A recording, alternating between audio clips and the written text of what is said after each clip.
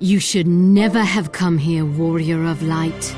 I labor only to forge a lasting peace. A peace you would deny us out of ignorance and blind faith. No matter. If it is our fate to be at odds, then it is mine to strike you down. We whom gods and men have forsaken shall be the instruments of our own deliverance. Partake of my flesh. Fill this vessel with your light. Walk amongst your brothers and sisters once more.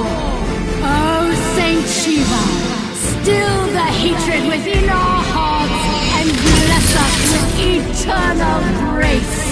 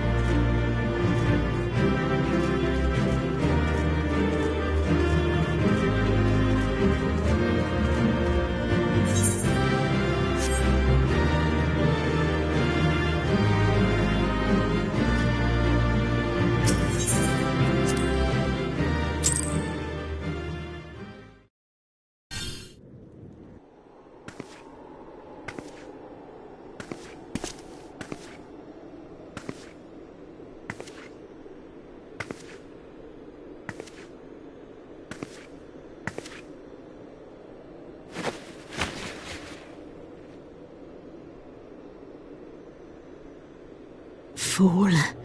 Blind, bloody fool.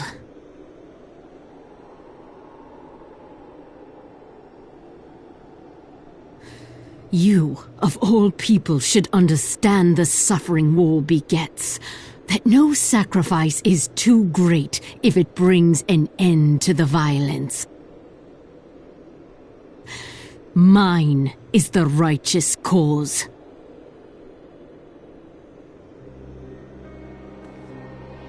You fight in a war you do not understand. A pawn of liars and schemers. And they are no less ignorant than you, following the creed of their fathers without question, never thinking to ask why. Trapped in a delusion of their own creation, and blind to the truth.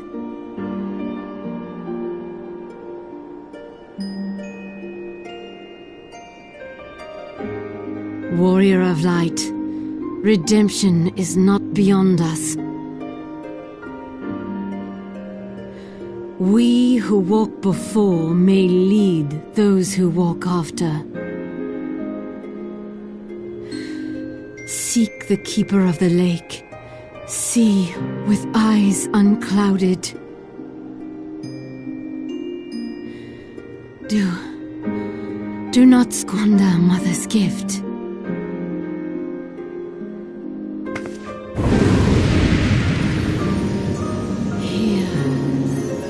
Feel. Think.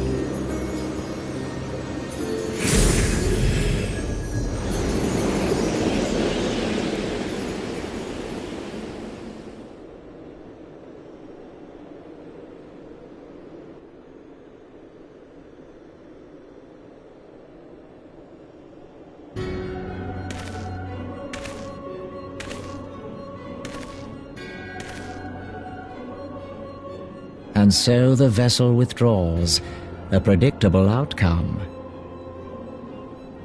Nevertheless, La Habrea will be pleased. How unfortunate.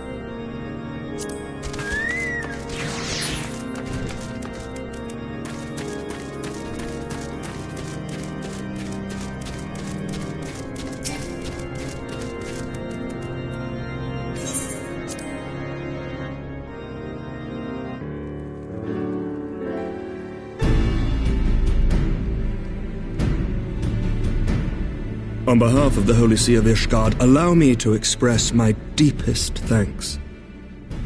Never before have we been required to contend with a primal. Indeed, there were fears in some quarters that our knights might not be equal to the task. From what we have now learned of these beings, I can say with certainty that we would have lost a great many men had the Scions not intervened.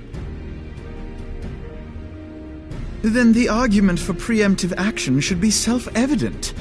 Perchance now you will reconsider my proposal that Ishgard move against Nautalon. Ere we first met, a similar proposal was tabled, but the Holy See decreed that we were to observe, and that military action should be taken only in self-defense. All things considered, it was not an unreasonable decision. Since the calamity, 2 vigils have fallen to the Horde, while Garuda has never shown any inclination to storm the gates of judgment.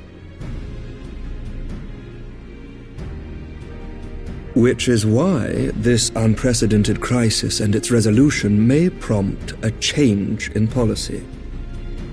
You who have faced these primals know well the threat they pose. Ishgard did not. Not until now.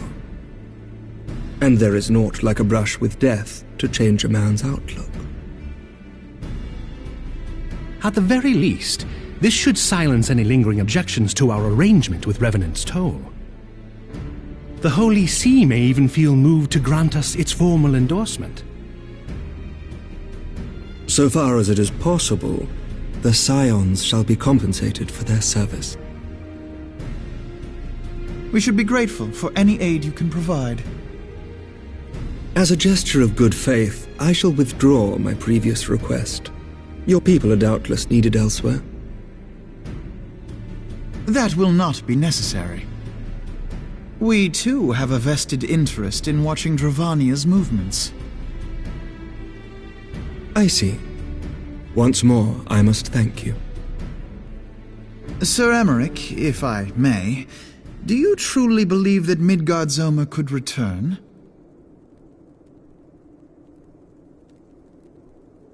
The heavens are a window unto truth, but those who interpret their movements are not infallible.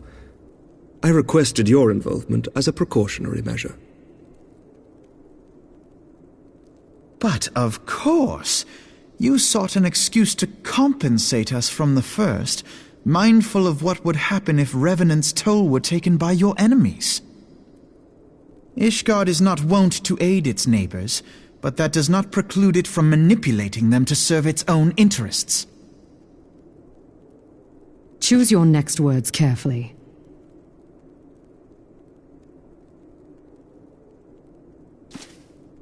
Do you know what sort of man becomes Lord Commander of the Temple Knights?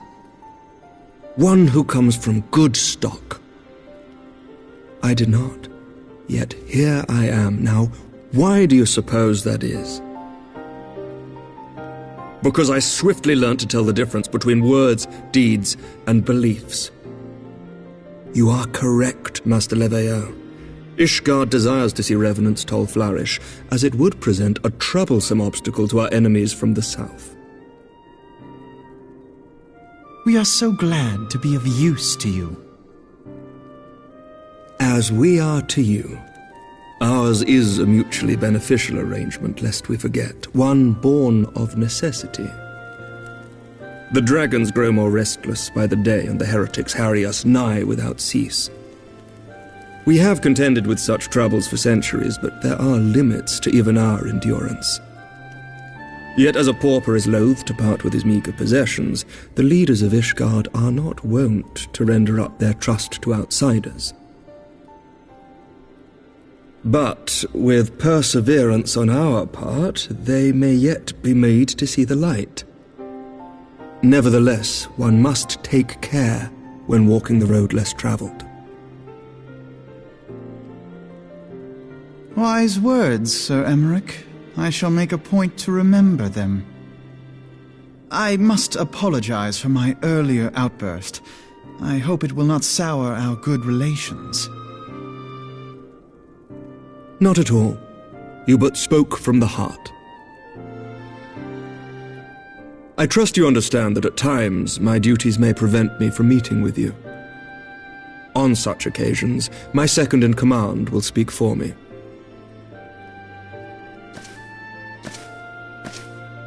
Lucia, at your service. Pray excuse our reticence. We are but wary of speaking too freely, lest our sentiments be made known to our enemies. Know that the Lord Commander and I are of one mind. For the sake of Ishgard, and of Eorzea at large, I pray our peoples can put aside their differences. Those who dwell in the past risk losing sight of their future. Should aught befall one of our shipments, pray inform Lucia immediately. You may also relay to her any words you might have for me alone. Not being of Ishgardian birth, she owes no allegiance to any noble house, making her as near to incorruptible as one can find in my homeland. Suffice it to say, I trust her completely, and so may you.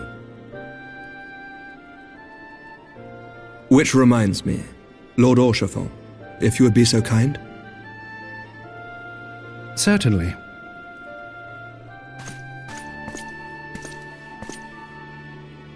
In times such as these, trust is ever in short supply. Mayhap this will go some way to rectify the problem. The results of our investigation into the heretics' recent attacks, as well as our interrogation of the merchant you detained. Sir Emmerich, I cannot thank you enough. Think nothing of it. Ishgard may be many things, but it is no friend to Garlemald. Did I not tell you to have faith, my friend?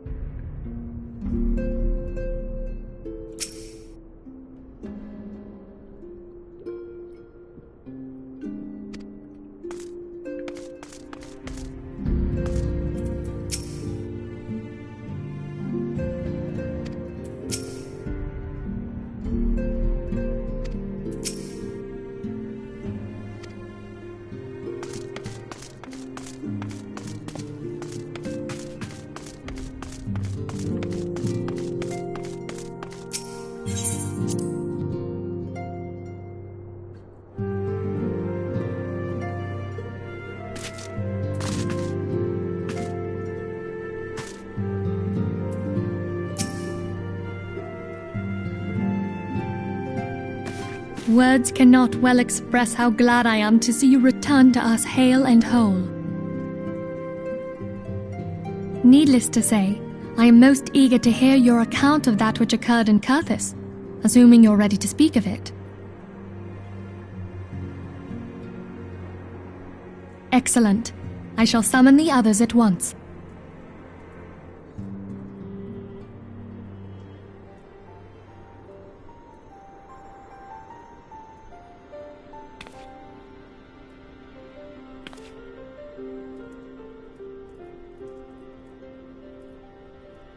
Iceheart used her own body as a vessel for a primal soul?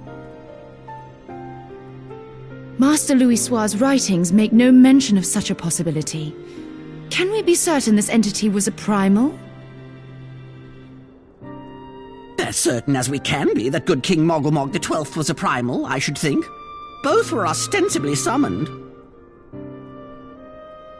Let's not quibble over definitions.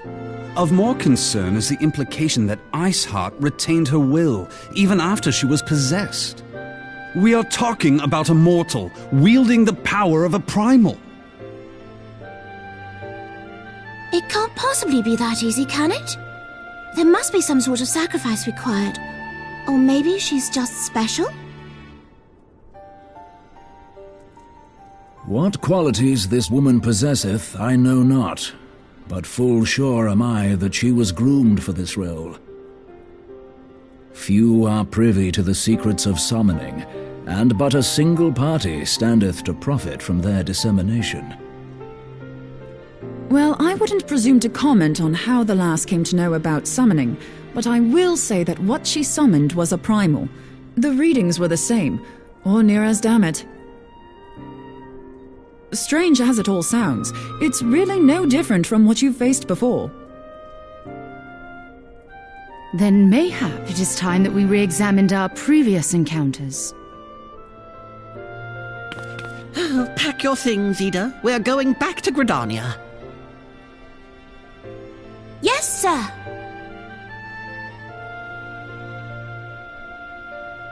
About Iceheart's final words to you.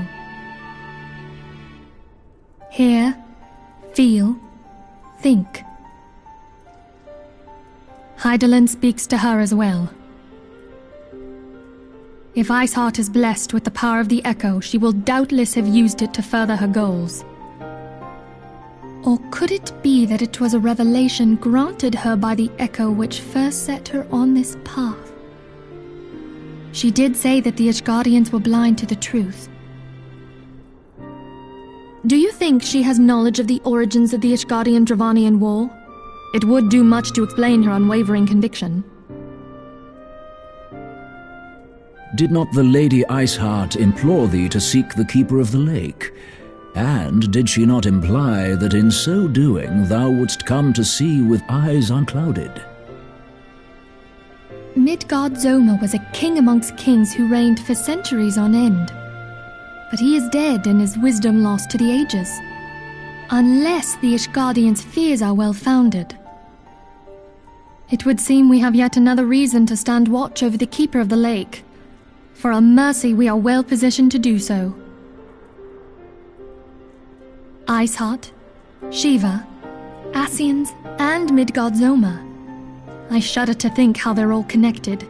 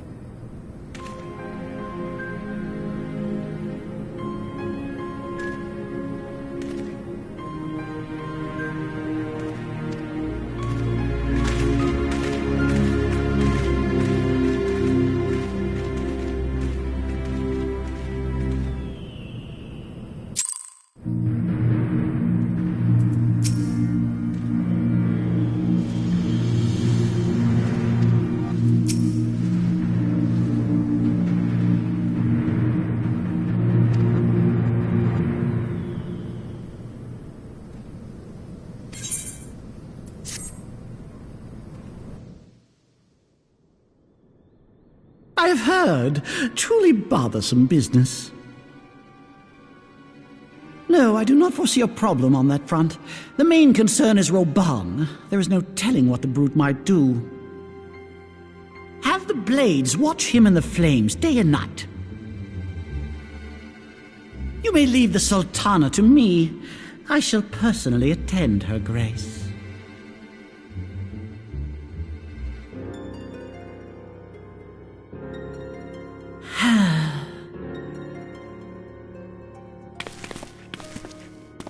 Sever one of the East Aldenard trade routes.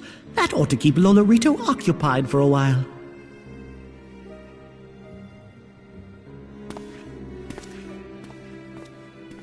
Nanamo ulnamo.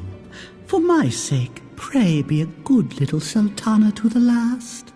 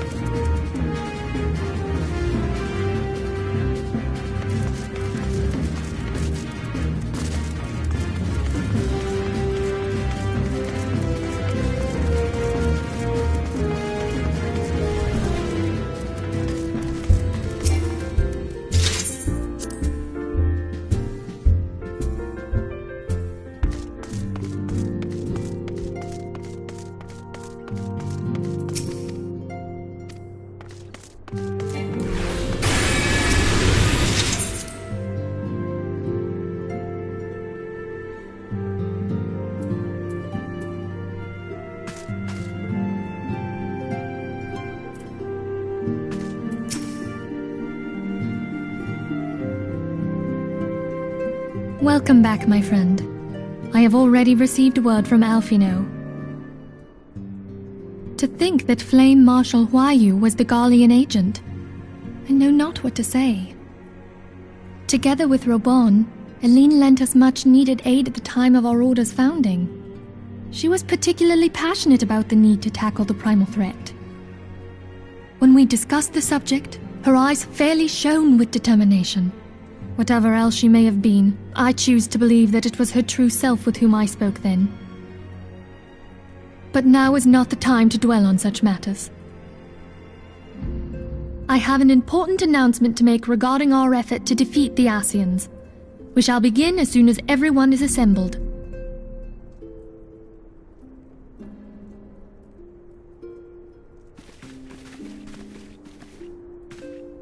My thanks for coming, friends. Moonbreeder, the floor is yours. By now, I'm sure you're all familiar with White Auracite, the miraculous material that'll allow us to capture Ascian souls. Back at Snowcloak, we verified its ability to absorb vast amounts of ether. Alas, it leaves something to be desired in the area of stability. The stone can only store ether for a short while before expelling its contents. In addition to Auracite's inherent limitations, we must needs be wary of our enemy's strength. Our foe draweth upon an infinite wellspring of power. Even should we succeed in entrapping him, the stone will not long contain his wrath. Meaning that, if we want to kill the swine, we'll have to be quick about it. 'Tis our belief that an Ascian soul may be permanently undone, if smitten by a sufficiently concentrated burst of pure ether. The only trouble is, we can't say for sure how concentrated the burst needs to be. Without knowing how much ether an Ascian soul is composed of, we're basically guessing. Our sole clue lieth in thy struggle with La Habrea. During that encounter, Heidelin bid you forge what she called a Blade of Light, a weapon which took the form of a luminous stream of energy. Based on your description, we believe the blade with which you vanquished your foe was composed of ether. Admittedly, your victory proved ephemeral, as La Habrea was able to use a crystal of darkness to flee into the space that lies between our world and the void. The fact remains, however, that Heidelin placed the means to destroy the Ascians in your hands. Be that as it may, it would be unwise to assume that you will do the same when we next encounter such a foe. Quite so, my lady. We must needs find the means to forge our own blade of ether, one to equal that which Heidelin did benevolently bestow upon her champion. That is all well and good, but it seems to me that producing such a blade will require a prodigious quantity of ether. Whence will it come, pray tell? What if we had 2 pieces of white auracite, One to trap the Ascian, and the other to store the ether for the blade. Oh, nice try. But it's as I said, the stone won't hold ether for any length of time. We'd still need to collect the stuff there and then, sorry to say. And therein lies the rub. Finding a way to create the blade whenever and wherever we choose. Twould seem more research is in order. I'm going to linger a while, perform a few more tests on the aura site. And I could do with some help. Urianger, why don't you lend me a hand? Mine apologies, but I am required at the Waking Sands. Lady Minfilia hath given me sole charge of the premises. 'Twould be unseemly to leave them unattended. Sole charge, you say? So you're basically alone there, then? Well, that settles it. I'll just have to come to you.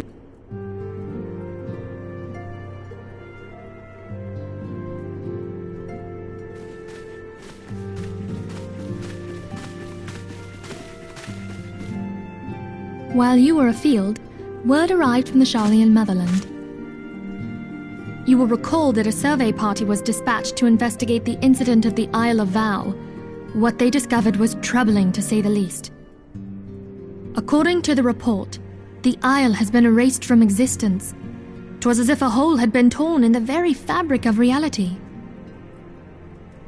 Aye, yet the mystery endeth not with the Isle's disappearance. It hath come to light that a number of scholars in various other locales were reported missing at a similar juncture. What's more, they all had something in common with the head of the students of Baldessian. Every last one of them was researching a phenomenon called dimensional compression, or the rejoining as the ancient texts call it. I'll be damned if that's a coincidence. All indications suggest Ascian involvement. But I sense that a force greater still is at work. The entity the Dark Beings call the One True God. We must pray that my dear friend Kryl regains consciousness soon. If she bore witness to the Isle of Val's final moments, she may be able to shed some light on this mystery.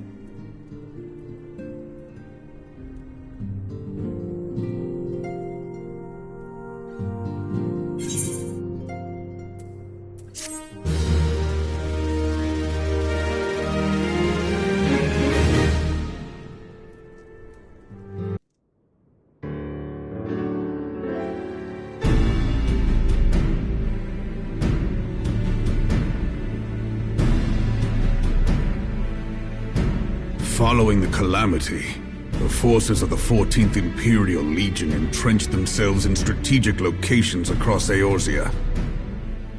So swiftly did they accomplish this, it was suspected that they had received help. To think that it came from Huayu, my right hand.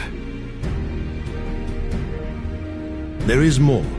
We have reason to believe that Huayu didn't deal exclusively with the 14th. She also answered to a higher authority in Garlemald. But this higher authority could not have been the Emperor. By consenting to the Media Project, Solus Zos Galvus showed himself to be more concerned about preventing the spread of primal influence than claiming Eorzea for the Empire. He would happily have seen the lot reduced to ash. We believe a number of high-ranking figures within the royal household were against the decision, but that they knew better than to oppose the Emperor openly. Of course, this didn't prevent them from making clandestine provisions, in which Huayu played a part.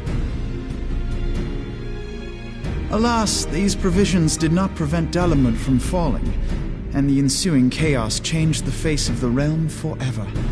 Yet Eorzea survived. To all intents and purposes, the Meteor Project had failed, and the Empire was left to rue its lack of a decisive means to eliminate the primals. Until, that is, it stumbled upon the Ultima weapon.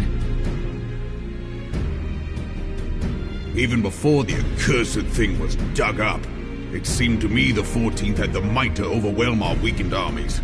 Yet they chose to hide behind their walls. Why?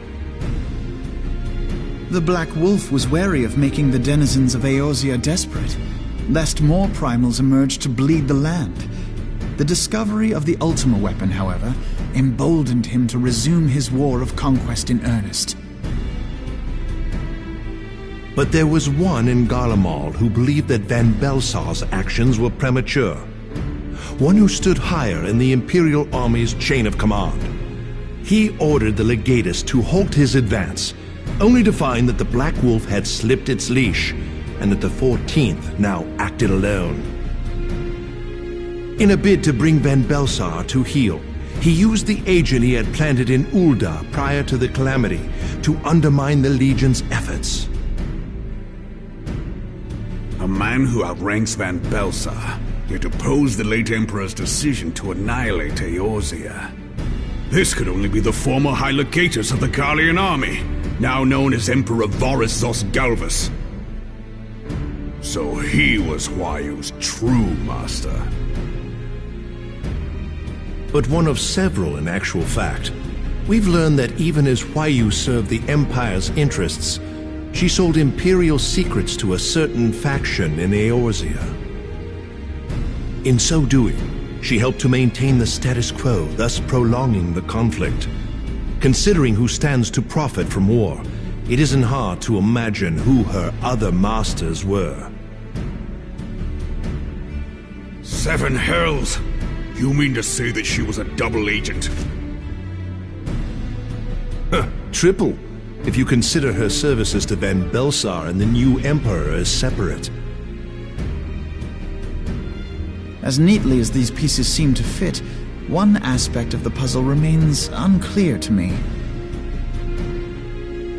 By whose will was the Marshal feeding intelligence to the heretics? And try as I might, I fail to see how aiding their cause would profit either her Imperial or monetarist masters.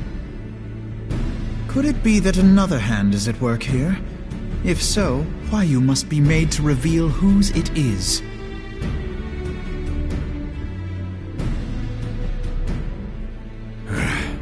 Not only have I lost a trusted friend, now I must interrogate her as a stranger.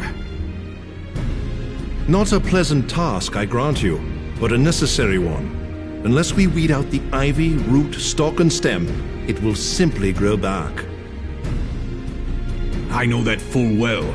Those closest to Huayu have already been detained, and I will question them alongside her. General, pray keep in mind that there may be unwitting abettors among them. All will be treated fairly. On that you have my word. Those who are innocent have no cause to fear. You have ever been a friend of truth, General. I hope the unpleasant task of weeding out falsehood will not detain you too long. Though it be for the sake of Eorzea, doubting one's comrades is poison to the soul. And with that, I take my leave.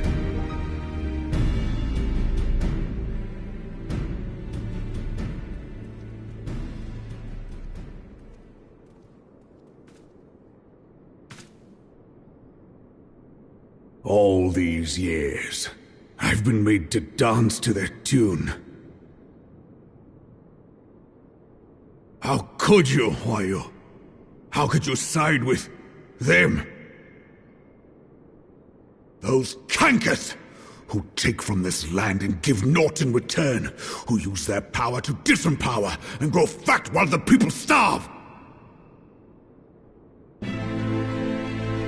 I know you can hear me, monetarist scum!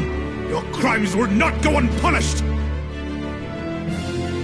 One day I will purge this land of your sickness! Before the eyes of the 12, I swear it!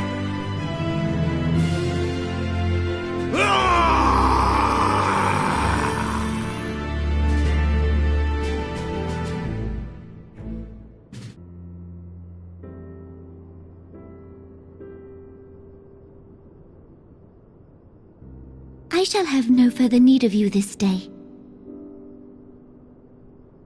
Your Grace.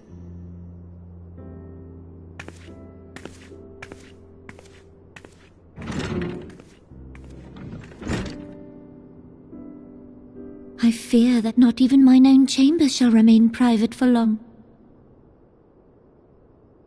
Has the situation grown so grim?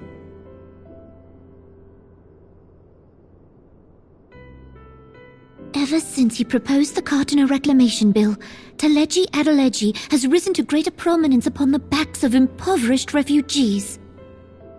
The monetarists were ever united in their pursuit of profit, but the man's actions have torn a rift in their ranks. They snap at each other as rabid dogs. Yet now is not the time to be bickering among ourselves. If this bickering is a threat to law and order, might you not have grounds to dissolve the syndicate? Would that the solution were so simple, Admiral. Alas, my moving to dissolve the syndicate is certain to spark outrage among the influential merchant class, whom the Cabal represents. This would serve to exacerbate the current unrest, and peace would slip still further away. Be they rich or poor, natives or refugees, all who reside in Ul'dah have a right to pursue happiness. It is the duty of a ruler to protect this right. If I am to perform my duty, I must needs tread warily. It would not do to make enemies heedlessly.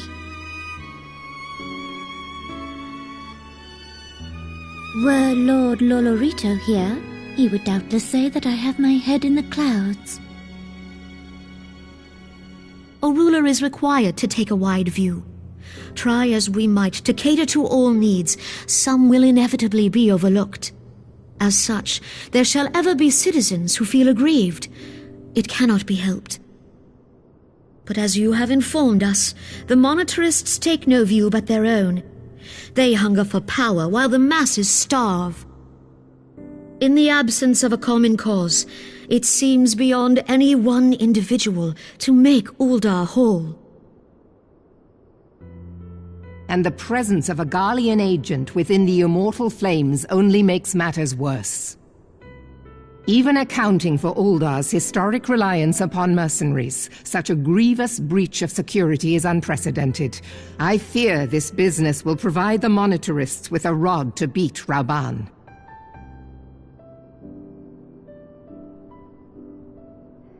Eorzea can ill afford for the Immortal Flames to be dampened now. Ere long, the Garleans will turn their ravenous gaze toward our lands once more. If we are to resist their might, our nations must stand together. Yet for this to happen, our nations must be whole. Cannot be done to improve the situation in Ul'dah.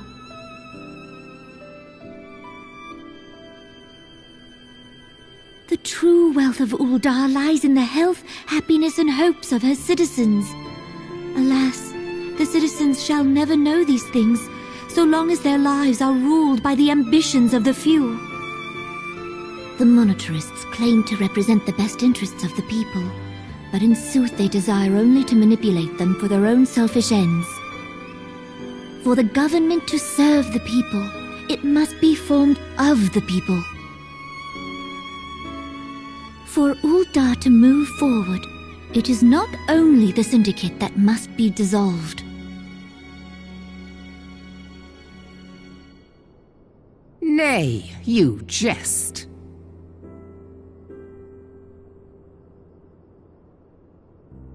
My friends, it was for no other reason than to make known to you mine intent that I requested your presence here.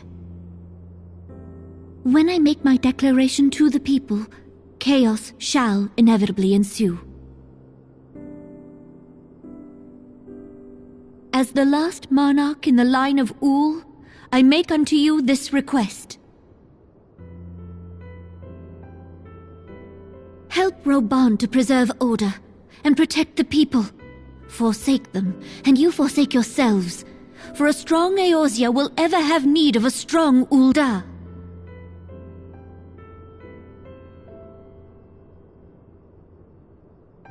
Your Grace, are you certain of this? There is no other way. When the time is ripe, the nation shall become a true republic. Both royalists and monetarists shall cease to be. Uldar will no longer belong to kings or queens or merchant princes, but to her people.